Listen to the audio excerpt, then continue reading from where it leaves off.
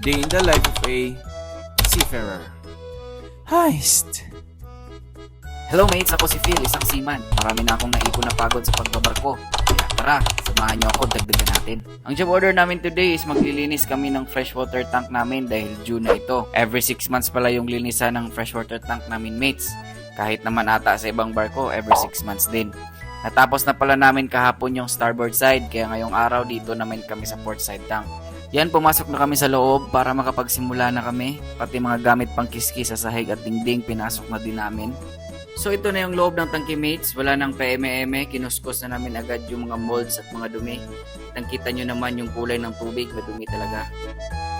Itong buong tangke na to mates, magkabilaan to, pinupuno ito ng fresh water dahil dito namin kinukuha ang inuming tubig namin. Ligo, panghugas, pati na rin pang washing sa kubyerta.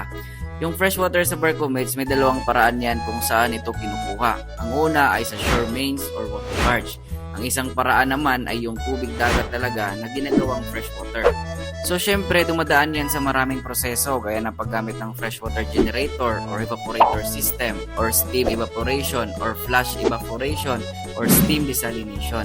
Yung process na yan mates is iniinit yung tubig dagat na nakolekta gamit ang engine steam and heat hanggang sa mag-boil yung tubig dagat. Tapos mag-evaporate na ito at naiiwan na yung asin. Tapos, kinukondense na. Tapos, dito na yan papasok sa freshwater tank namin. Pero di pa dyan nagtatapos mates. Dahil sa inuming tubig namin, ay dumadaan pa ito sa isa pang proseso na tinatawag na reverse osmosis para makuha or ma-filter talaga yung water contaminants bago namin mainom ito. Pero kahit meron kami mga filters, kailangan talaga namin linisin ang tangke para ma-preserve talaga yung quality ng freshwater para sa safety namin. Kasi katagalan yung dumi, alikabok, or mga debris gaya ng medyas na naiwan sa loob sa last na naglinis. At syempre yung molds or lumot at mga harmful bacteria gaya ng Legionella. Kasi magbi-build up yan sa loob pag walang linis-linis. So sobrang delikado sa health namin yun.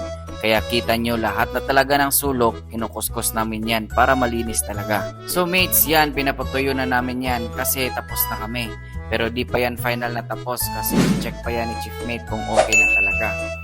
So isang pagod na naman ang natapos natin mates. So if you want more sea ventures, just follow me on my social media accounts. Follow me here on TikTok. Please subscribe to my YouTube channel and like and follow my Facebook page. So mates, see you on the next video. Thanks for watching!